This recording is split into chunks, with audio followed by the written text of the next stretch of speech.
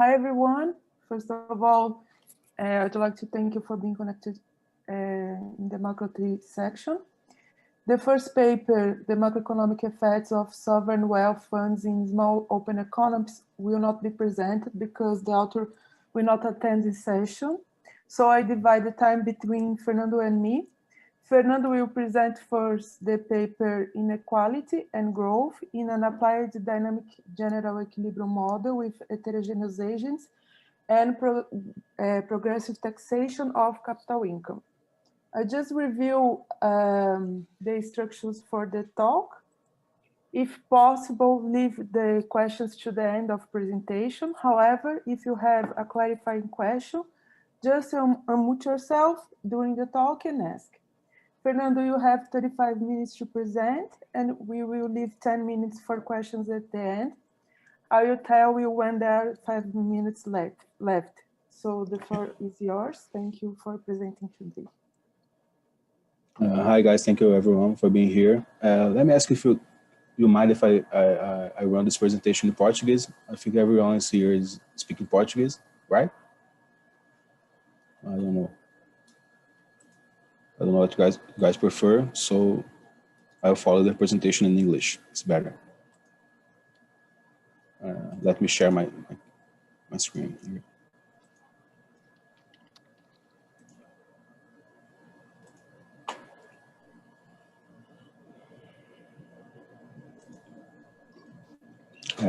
So guys, I will present here a paper that deals with the inequality and growth and applied dynamic and general equilibrium model with heterogeneous agents and progressive taxation of capital income. In fact, we present two models here. One of them treats the source of income separately, and the other model taxes the total income of the individual with progressive taxation. This paper is part of my PhD thesis, so let's go. Our paper is part of a body of works that deals with the interaction between economic growth and inequality, income inequality. A lot of works that deals with this problem assess this issue by using models that treats the taxation as flat rates. But what we see in practice is that a lot of advanced economies use progressive taxation, at least in some degree. So recently, a lot of works are dealing with the progressive taxation to assess this issue of the interaction between economic growth and income inequality, as well as existence of a trade-off between these two measures. So also this progressive taxation is an issue that getting a lot of attention recently due to the evidence that the income inequality is increasing in the past decades. So in both political and economic scope, the subject is very hot. So it makes sense to the economists to try to model the progressive taxation and assess quantitatively the results of a policy that increase or decrease the taxation in order to achieve a more equal income distribution. The dynamic general equilibrium models are an interesting tool to analyze this issue, and we are following this approach, which is widely used in this proposal.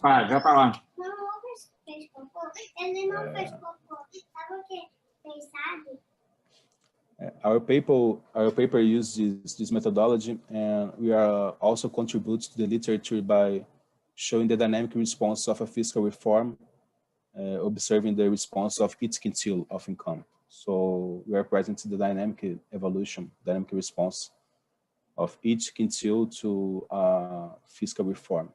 In fact, there's a paper of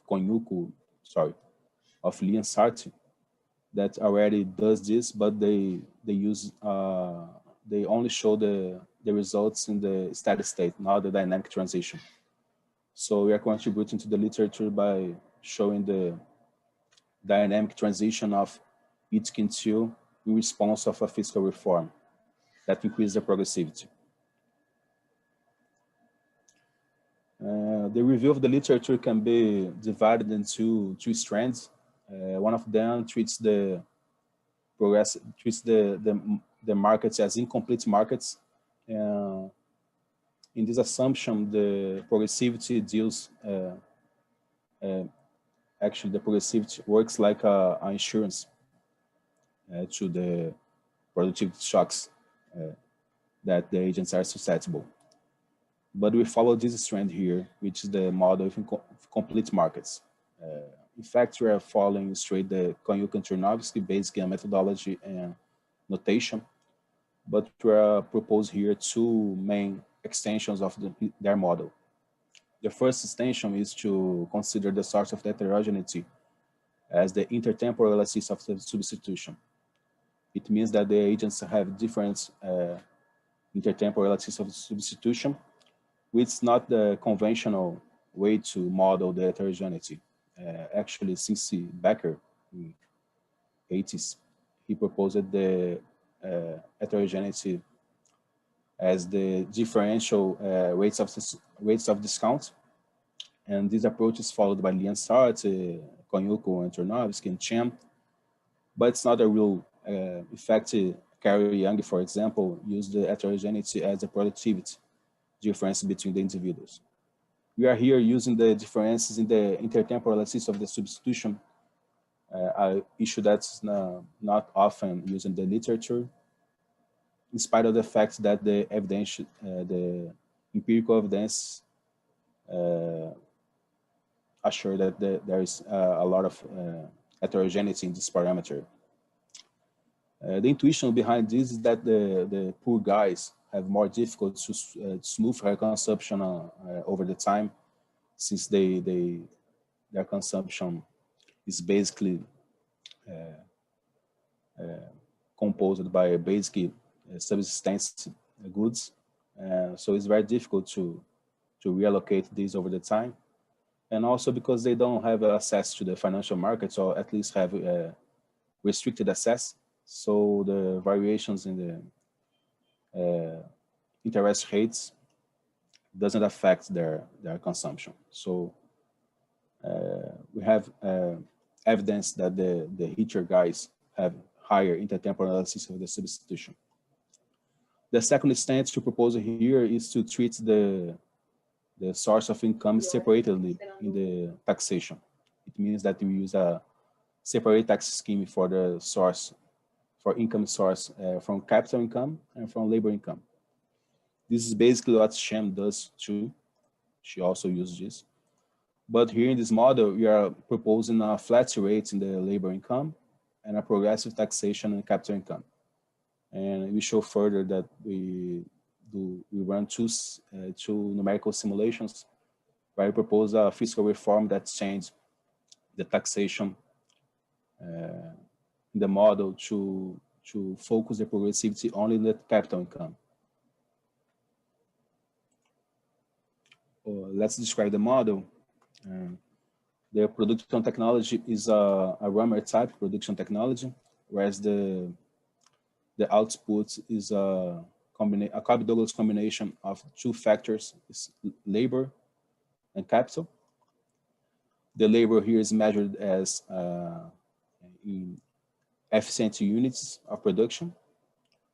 As you can see here, this production function is capable to sustain the endogenous growth, as it has constant returns of scale between labor and capital, and also between two capitals here, the augmentation factor and the capital. Assuming that the firms are identical, we have this AK production function. It's very simple. And the factor price of the equilibrium price of the factors are the marginal productivity, and it's expressed in terms of the leisure here.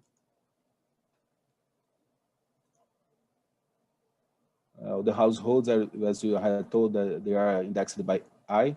There are n individuals. In our model, we are using n equal to 5 because we're observing the quintiles. They are identical in all respects, but they have different endowments of capital and also different elasticity of the substitution. They maximize this isoelastic utility function in terms of their consumption and leisure. Their gross income is a result of the income from capital and income from labor. Just getting back here because I didn't speak too much about this. The labor here can be interpreted as raw labor, and the capital is an amalgam of capital, physical and human capital. So the returns to labor does not include the skill labor. So the returns for new capital are included in the returns of capital here. Okay, this is important because when you see the numerical simulation, you will see the richer guys offered a very low dotation of time, a very low labor supply, but in fact they are offering very low labor of raw labor supply. So it makes sense.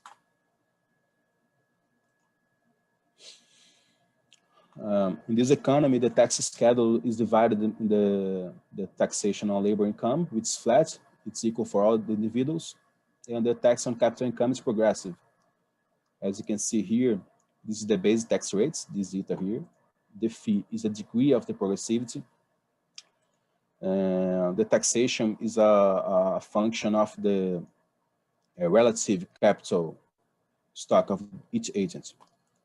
As you can see here, if the agent has a portion of capital that is larger than the average capital, this will be more than 1. So they will be taxed in a rate that is higher than the average rate. And as you can see here, if the progressivity degree is equal to 0, the tax is flat, so it's equal to the base tax rate here.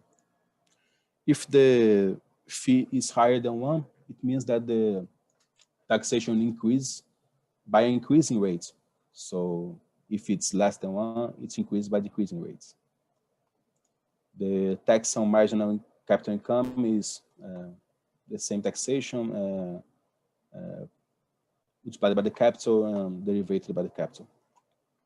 So the budget constraint of this agent is expressed by this equation here, which is the capital accumulation over the time, his net income of capital, net income of labor, his consumption.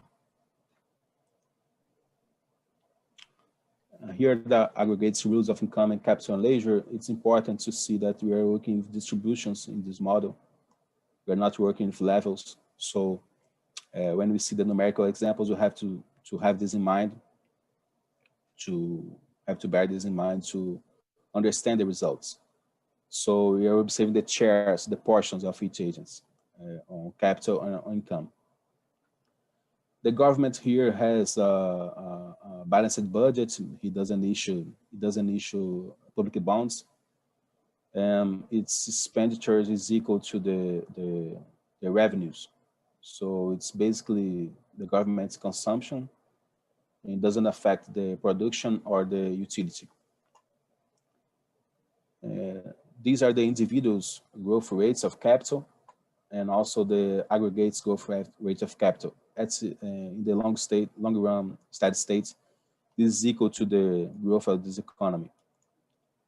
In the long run, all agents converge to a common growth rate, which means that at the long run, this is equal to this one. So let's see how the model provides a non-degenerate distribution of income, consider a progressive tax and the heterogeneity. Suppose that we have two agents in this model, and the agent EI has a higher intertemporal elasticity of substitution than the household J. This means that in the steady state, they have a common growth rate. And as this is smaller than this one, we conclude that this is greater than this. And in the steady state, the individual with the higher willingness to substitute future for present consumption will end up owing a larger portion of the capital.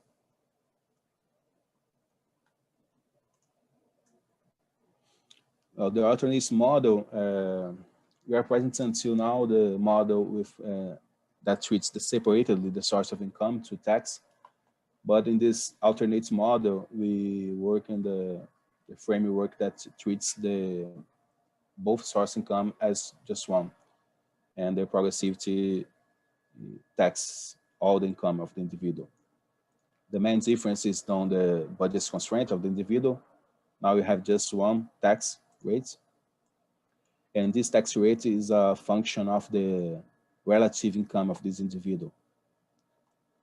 As you can see further, this tax rate is less progressive than the tax rate present earlier, since the income distribution is more equal than the capital distribution. So this here is smaller than the other assumption in the case of the Eater guys. So it's quite less progressive, this taxation, than the other one. So in this model, we follow Turnovsky and Konyuko, basically, but we preserve the source of the heterogeneity as the intertemporality of the substitution.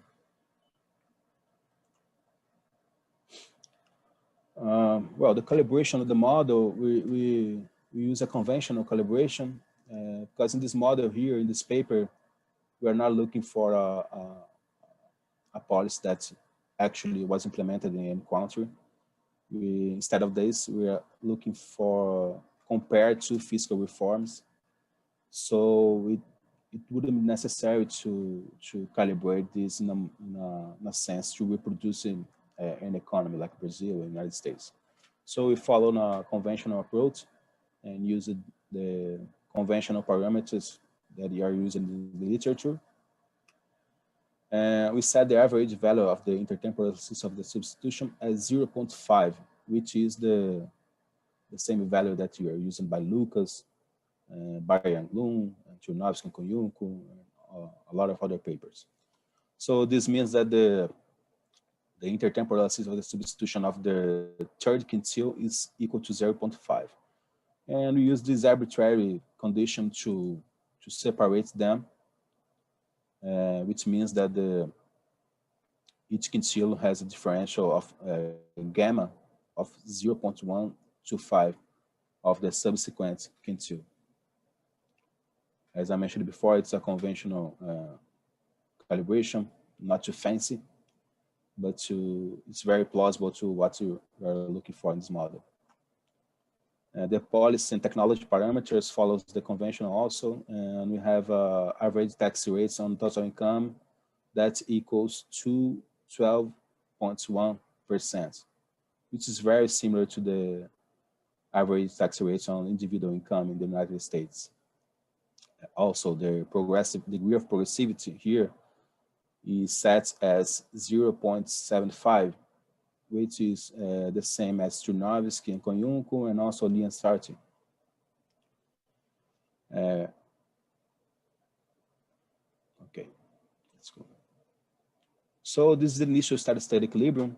In the original paper, we showed two steady-state equilibriums, one for the main model, another for the alternate model. But here's the presentation as we have a limited time. We are just showing the steady-state equilibrium of the alternate model. So as you can see here, the aggregate growth rate of the capital is 2.23. It's very similar to the OECD country or United States economy.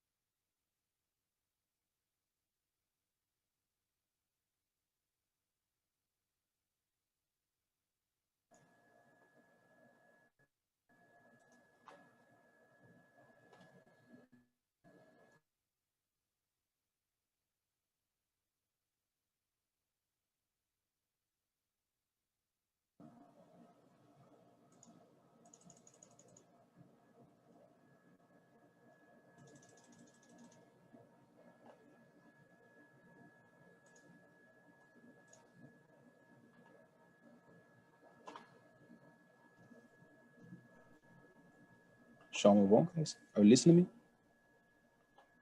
Yes. Okay. So as you can see here, the relative capital of all income quintiles gives us a distribution of capital that's quite, that's not too much similar of the we observe in practice.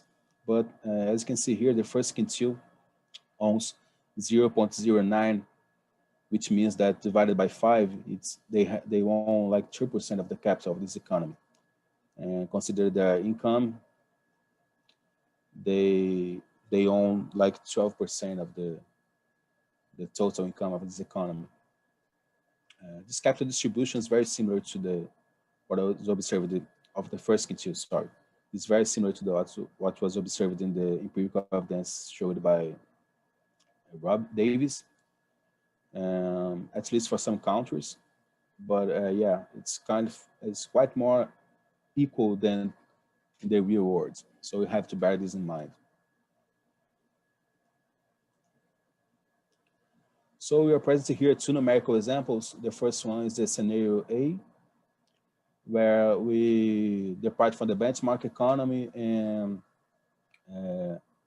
zero the progressivity of the labor income taxes.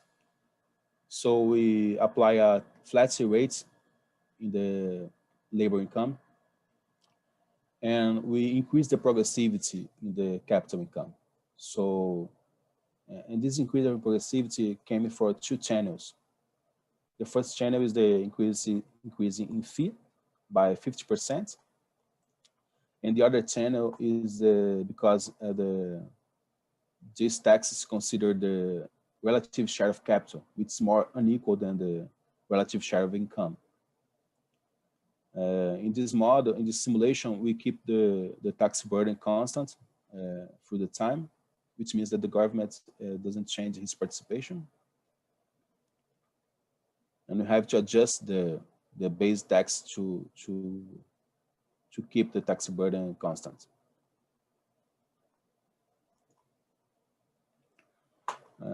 These are the impacts and long-run effects of this scenario, this fiscal reform, which one can say that is very severe, very drastic, and I agree with that. If you're increasing the progressivity 50% is fiscal policy that's quite aggressive. But let's go. So the impacts in the economic growth, each quintile shows that to the aggregate economy, the impact is quite negligible, and there's no significance in this impact. Like the economic growth is stable in the short run. The effect is quite negative to the highest quintile, the richest guys, richest households, sorry. To the fourth quintile is also negative, but it's positive for all the other quintiles, especially to the first one, the poorest households. They increase their substantial accumulation of capital. In the longer run, the economy will face a fall in its output growth by 0.12 percentage points, which means that if you are growing by 2.23 in the steady state, now we are growing by 2.12, for example. The effects on the distribution of income is quite insignificant in the short run on impacts, but are quite powerful in the long run, as you can see here. The lowest quintile increases a lot of his share of income, while the highest quintile decreased a lot of his share of income, portion of income. And the same as in capital, also, there is a drastic reduction of the capital portion that the highest quintile owns, and a very drastic increase in the capital portion of the poorest households. So exposing these in graphics. These are the effects, the transitional paths. As you can see here, the effects in the income on impact are insignificant, but they are quite strong in the long run. The supply of labor of the highest quintile increased a lot in the long run, and the two poorest quintiles increased their leisure in the long run. The effects on taxation is quite diverse to the quintiles. As you can see here, the taxation on capital income of the poorest quintile decreased a lot, while it increased substantially to the highest quintile. And also the impact on the growth rate of capital in the lowest quintile is very high. They increased from 2.27%. Summarizing the effects here, we see that the effect on the taxation is quite diverse among the quintiles. For example, to the highest quintile, they increase their taxation of capital income, but they decrease the taxation of labor income. And to the poorest quintile, for example, they decrease a lot their taxation of capital income, but also increase the taxation on labor income. You also saw that this fiscal reform leads to powerful effects and does not affect the long run severely. And also that the switching from the progressivity to flat tax rates on the labor income leads to an increase in the labor supply, which is in consonance with the literature.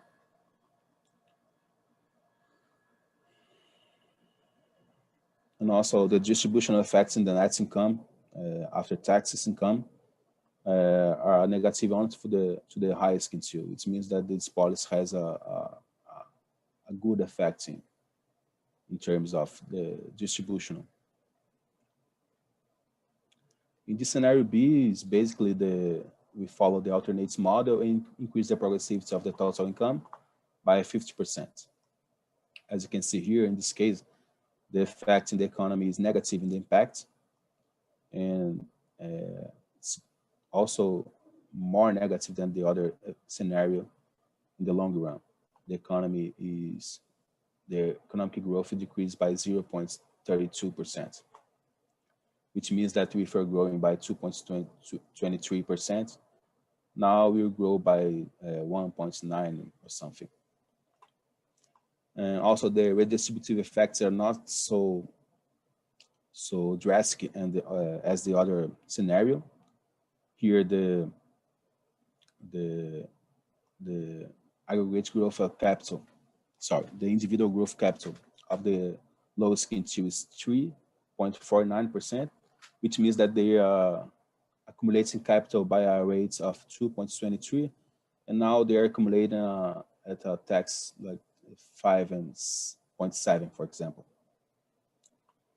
As you can see here, also the effects on the income on impact are quite larger than the other scenario, which means that this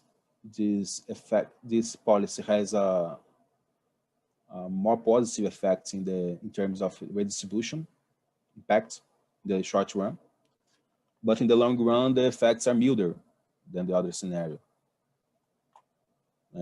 It's also happened in the capital distribution. So this is the graphical, this dynamic response. As you can see here, the effects on impact by the distribution on the distribution of income is significant in this policy, but they're not that significant in the case of the growth of rate of capital. In the other scenario, the lowest quintile increased it by 12%. Now it's 6% or so. Well, comparing these two scenarios, it's plausible because we're departing for the same benchmark economy. We use the same calibration, And in both models, we are using the tax burden as constant during the time. Also, we can see that the scenario B is favorable to only the richest quintile. We also saw that the effects on economic growth are greater in this scenario. It means that it's depressed more the economy in the long run. The trade-off between economic inequality and economic growth is higher in this scenario. And also, because we're increasing the progressivity also in labor, it leads to a smaller offer of labor supply in the long run. So this reflects on the output decrease here in the long run. So summarizing, we can say that the effects of this scenario here takes long to manifest itself on the case of the inequality, and also leads to a milder effect on redistribution. The conclusions here, we have showed the economy converge to equilibrium, a degenerate equilibrium, non-degenerate equilibrium, in this model with the intertemporal substitution as a source of heterogeneity, which means that if you're using the progressive taxation, we will have at the long run a non-degenerate distribution. Also, we show that the switching to a flat tax rates on labor income, it's a good policy to avoid the Great Depression in outputs in the long run, and also has stronger effects in terms of the redistribution. But we're also showing this model that in both models that there is a trade-off between economic growth and inequality. So the policymakers have to bear that in mind when they are implementing increasing progressivity, especially when they're trying to divide this tax on the labor income, which has stronger negative effects on outputs. So just talking about the future research on this area, we are also working on a model that it's very similar to this one, but investigate the effects of the Trump tax cuts in 2017 in the United States. So we have to work more in the calibration to have a benchmark distribution that is more similar to the US distribution. And also showing the effects to the 5 quintiles as we are showing here, try to mimic the reality as happened in the United States economy after the implementation of this taxation methodology. So thank you very much for all. If you have any questions, I would like to try to answer them. Thank you, Fernando, for the great presentation. Now I open the floor for questions. If you have one, just unmute yourself and ask any question.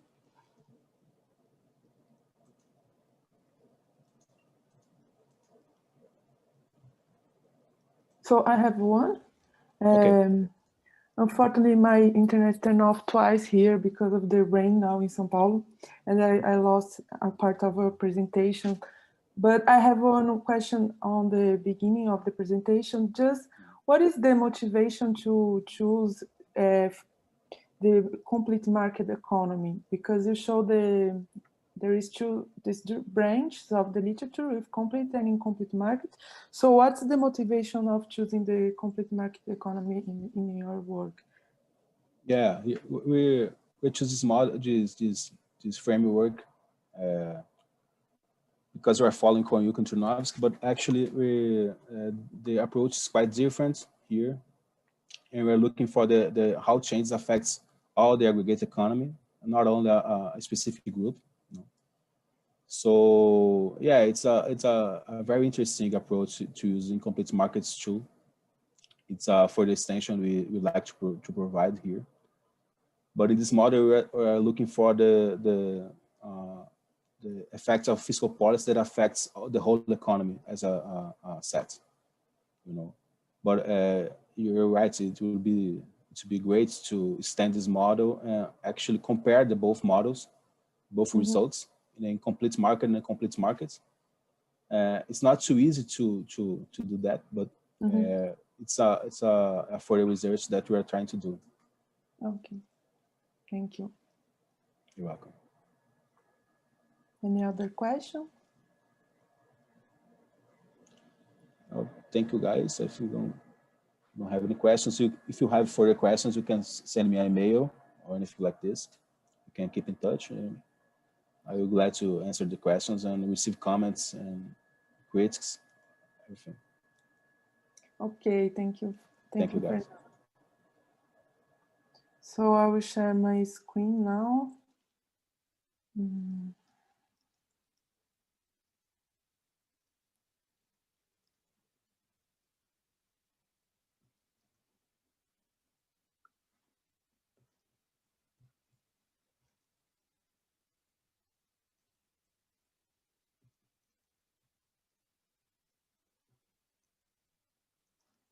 Are you guys seeing my presentation? Yes, okay, thank you. So hi everyone. First of all, thank you again for being connected today, for the opportunity to present my work for this audience. So my paper is Ambiguity, Business Cycle and Wealth Inequality. This is a paper that is part of my PhD thesis at INSPER.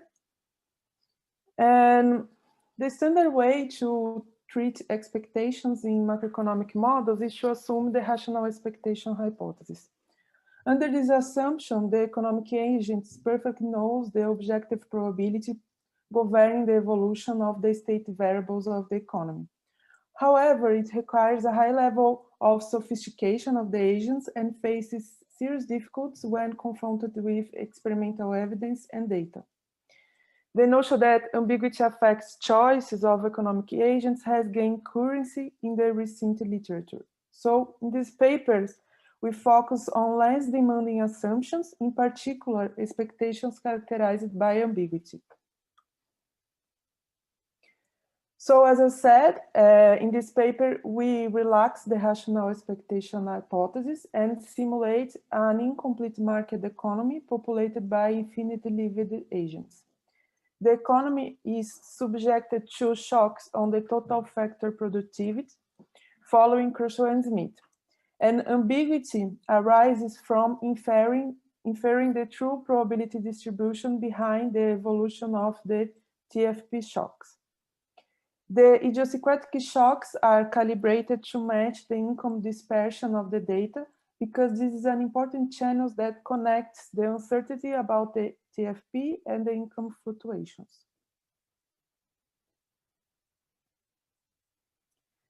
The agents are sensitive to ambiguity, and their preferences are represented by the smooth ambiguity model of Klibanov, Marinacci, and Mukherjee. We adopt a specification of the smooth ambiguity model that allows for wealth decreasing absolute ambiguity aversion. So formally, the agent is less averse to ambiguity at higher levels of wealth. For instance, Bailon and Plácido provides recent empirical evidence in support of that. So the objective of these papers is to study the implications of the introduction of this additional layer of uncertainty on the wealth distribution, the degree of partial insurance in the economy, the behavior of aggregate macroeconomic variables, and business cycle fluctuations. Now, I will introduce the model. So as I said, the economy is populated by a large number of infinitely lived consumers. And as I said, there are two sources of uncertainty in the economy: the TFP shocks on the aggregate level and the idiosyncratic labor productivity shock on the individual level. The two shocks are correlated, And the agent does not know the probability distribution behind the first type of uncertainty, so the aggregate shock, and they know for the second type. So they know the probability distribution behind the individual, the idiosyncratic labor productivity shocks, but since this idiosyncratic shock is correlated with the aggregate shock, there is also an uncertainty for the individual shock. Okay. So the individual chooses how much to consume and how much to save each period. The state space is composed by the individual asset, the idiosyncratic labor productivity shock, that is composed by two components, the transitory and a persistent component, and the TFP and the aggregate capital and labor. The agent does not know the stochastic process governing the evolution of the aggregate shock, and this uncertainty is indexed by the parameter theta. So for each theta, there is a probabilistic model associated and denoted by P of theta. And for each P of theta, the agent has a prior mu, okay? So the agent has a prior mu for each probabilistic scenario. So the preference is represented by the recursive smooth ambiguity function. So, and as you can see here, the first term is the instantaneous utility that depends on the consumption at the t, plus a discounted continuation value. The term expected utility with respect to pi of theta here is the expected value for each probabilistic model the agent has in mind. I call this the first order uncertainty. And this second term here, the expected utility with respect to mu, is the expected value considering all models with weights given by mu. So for each P of theta, there is a mu associated, and then you compute the expected utility using this mu. And I call this the second order uncertainty. And the function phi applies to this second expected utility, okay? So, U is an increasing function. Phi captures a version with respect to the second order uncertainty. Theta captures the size of ambiguity. V of theta is the continuation value, and beta is the subjective discounted factor. So, as I said, perceived ambiguity is characterized by properties of the set theta, and attitudes towards ambiguity is described by the shape of phi. Attitudes towards poor risk depends only on the shape of U. We choose one possible specification for U and phi that exhibit wealth decreasing absolute ambiguity aversion, which is the power utility for U where gamma goes to 0. So it's approximately risk neutral. Okay, so, and the phi is the log. So recall that an agent exhibits wealth decreasing absolute ambiguity aversion if ambiguity aversion is higher at lower levels of wealth. On the firms, there is a representative firm that hands capital and labor from households to produce the final good. We follow the standard Cobb-Douglas production function with constant returns to scale, and ZT is the TFP. Realizations of ZT is observed and common knowledge among the agents in the economy. The price follows the first order condition of the firm, where R is the return on capital and W is the wage paid per efficient unit. In order to optimize, the agent has to forecast prices, and we adopt the following two laws of motion for aggregate capital and labor following Kershaw-Smith. So note that the coefficients of this law of motions depends on the states of the economy ZT. And we assume that ZT follows a first order Markov-Chain process with two states, expansion or recession, and a transition probability given by lambda DGP, which is the true data generating process.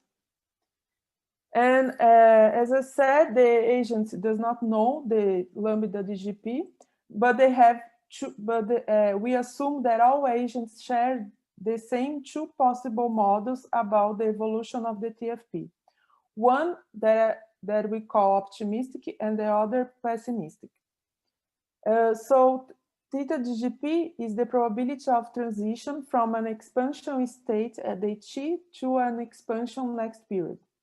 And theta optimistic, we take theta GDP plus epsilon. And epsilon is a parameter that governs the size of ambiguity. So in the good scenario, the probability for a transition to an expansion state is overestimated. And in the pessimistic scenario, the probability to transition to a recession state is overestimated. Okay, and epsilon is the size of this ambiguity. Now we consider three different rules for the belief formation, mu. So mu is the probability that the agent is the belief that the agent assigned to the optimistic scenario. First, we consider the standard Bayes rule. And since all individuals observe the same realization of the TFP each period, any difference on mu among them asymptotically vanishes as they learn.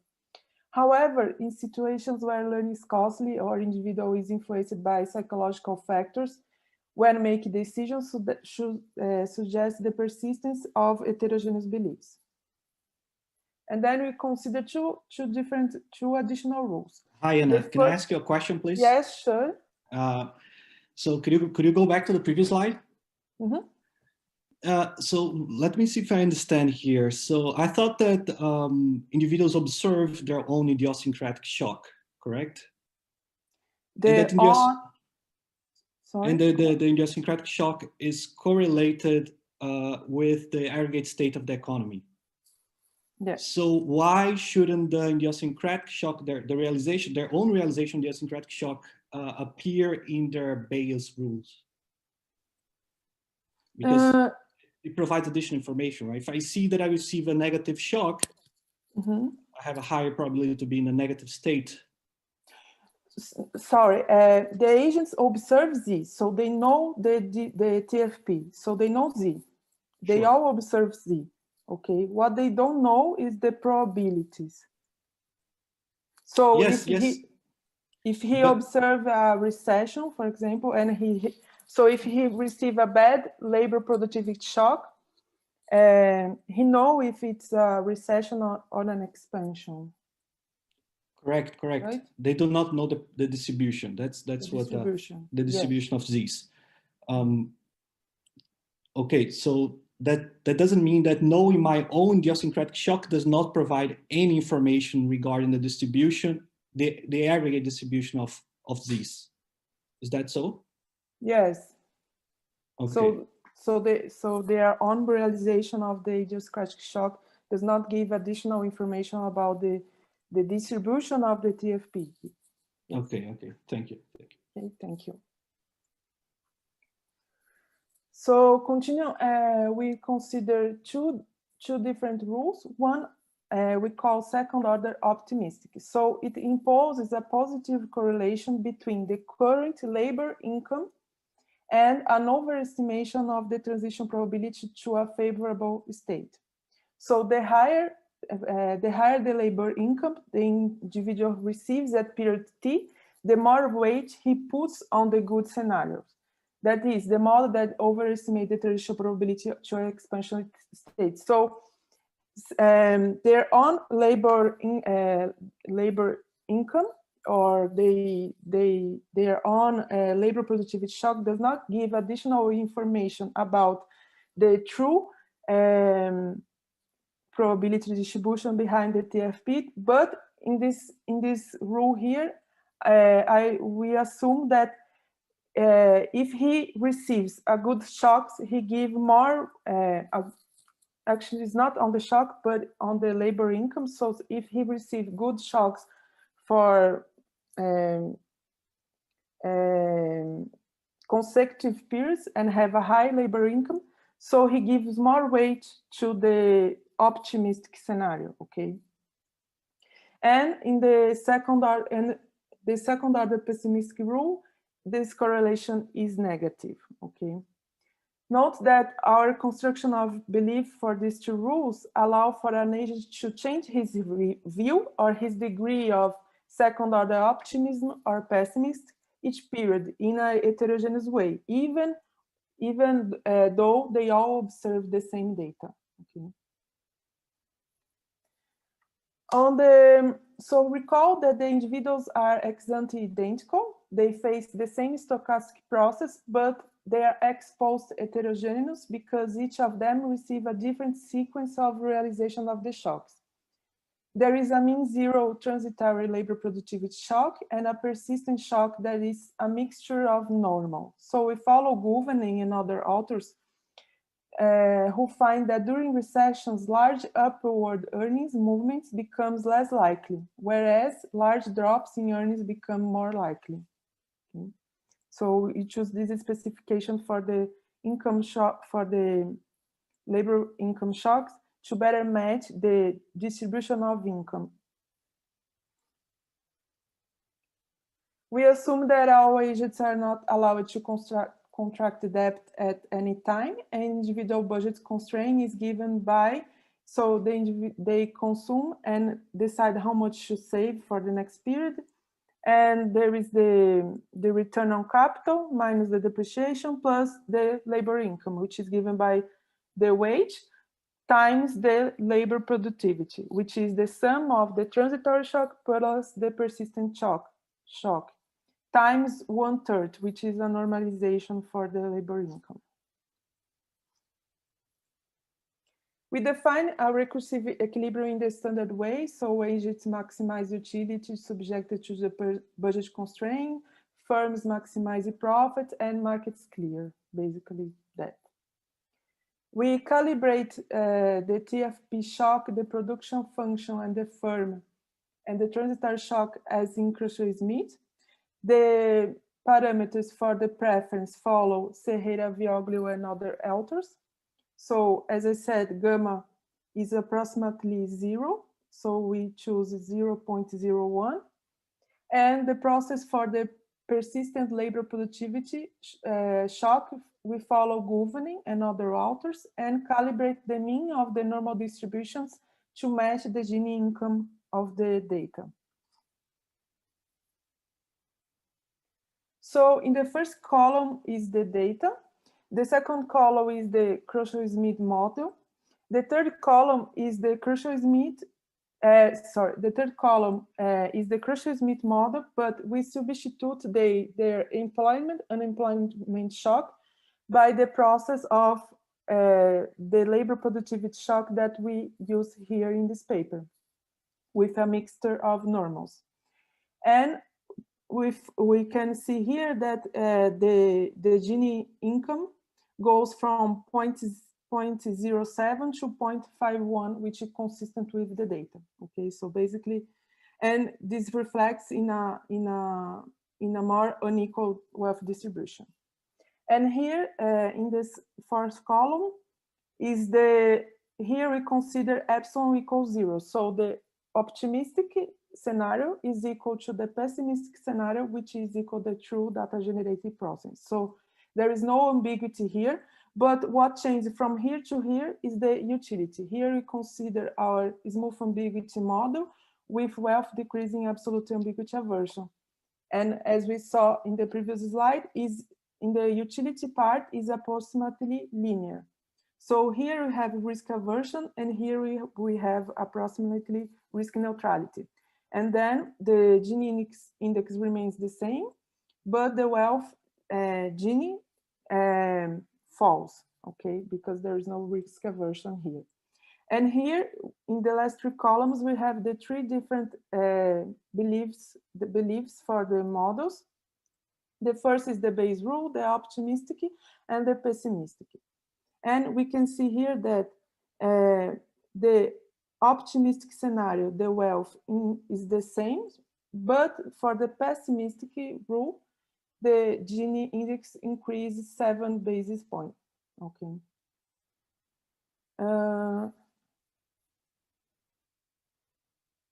note that here the fee is the individual's investment rate relative to total income. And if you compare here with the model with no ambiguity, here the investment rate decrease for the pessimistic belief formation rule, and phi are the insurance coefficients for the persistence shock and for the transitory shock. And as we can see here, the insurance coefficient for the transitory shock remains stable in all models and consistent with the data. And for the persistent shock, it remains approximately 0.65, okay, among all models.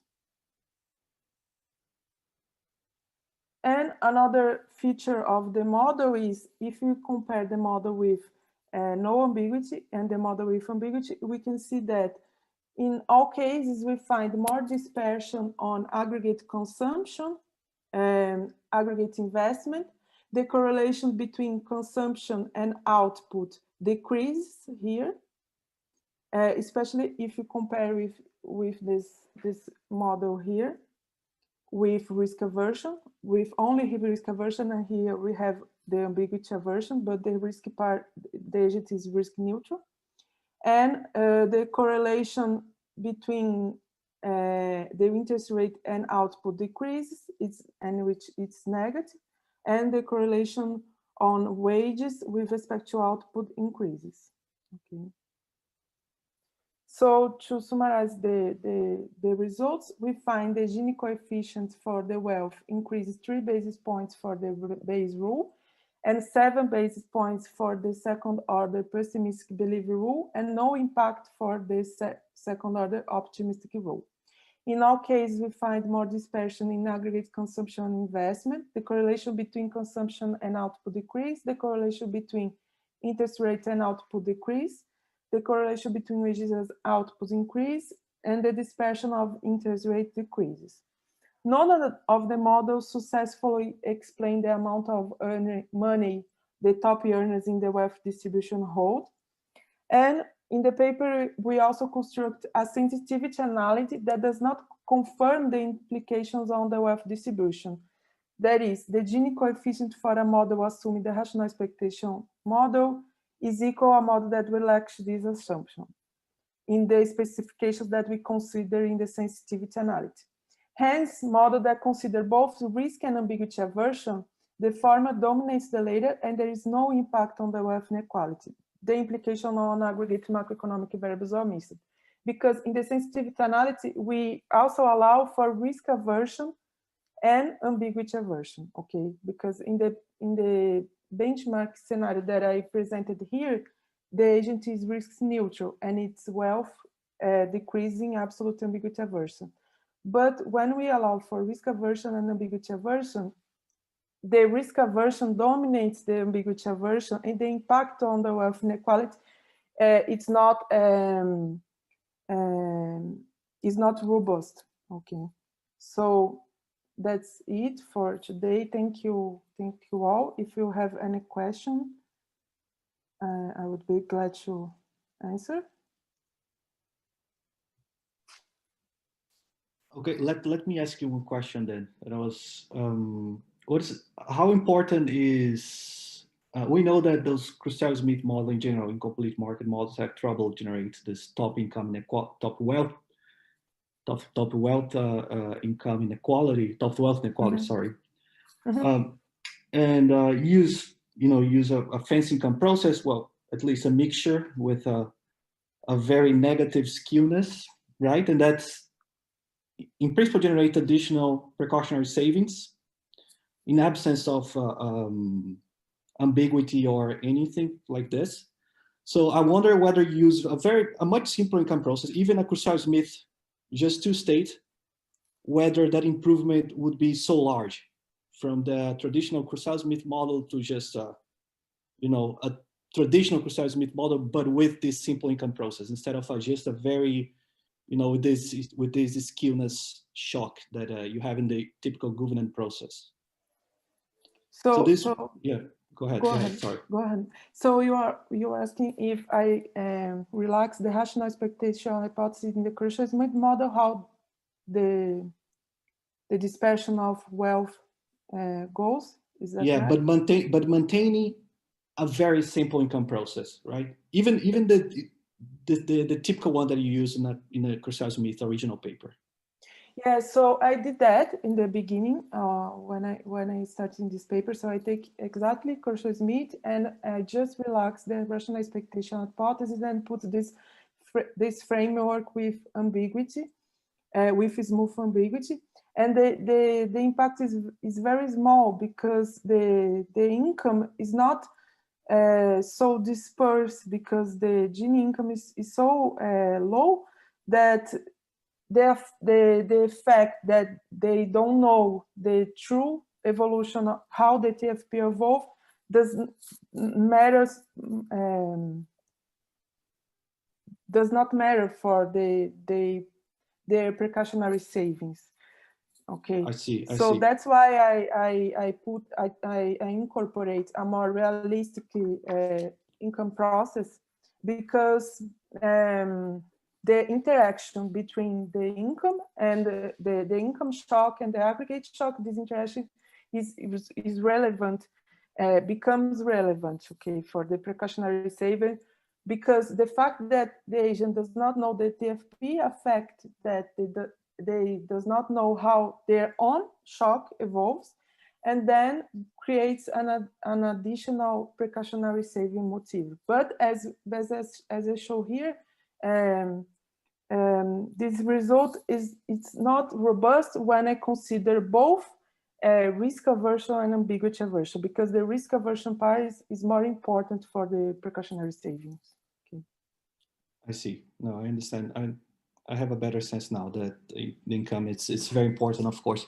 Now I have an additional question.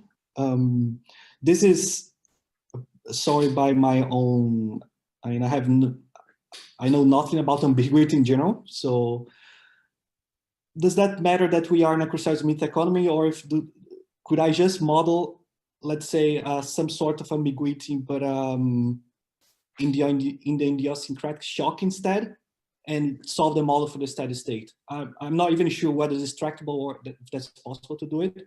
But does that matter if that shock is aggregate? Could I do this in just in the idiosyncratic shock instead?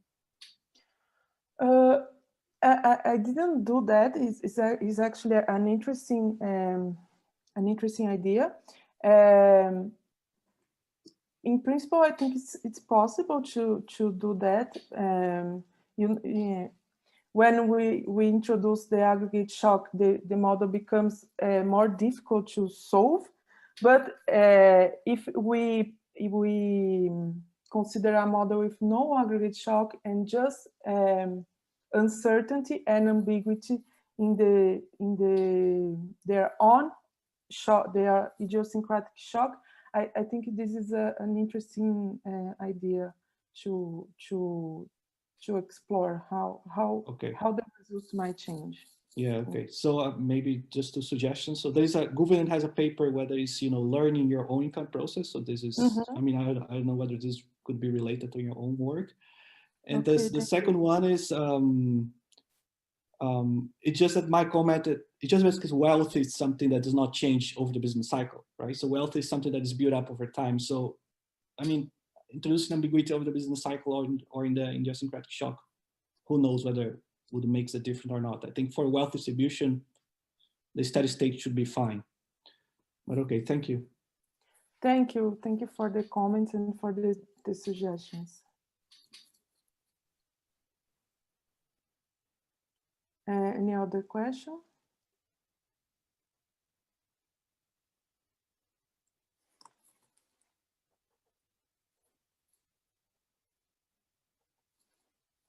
Okay, so thank you all for attending this session today. So I think we could finish. And thank you, everyone. Bye. Obrigado aos apresentadores. Vou encerrar essa sessão então.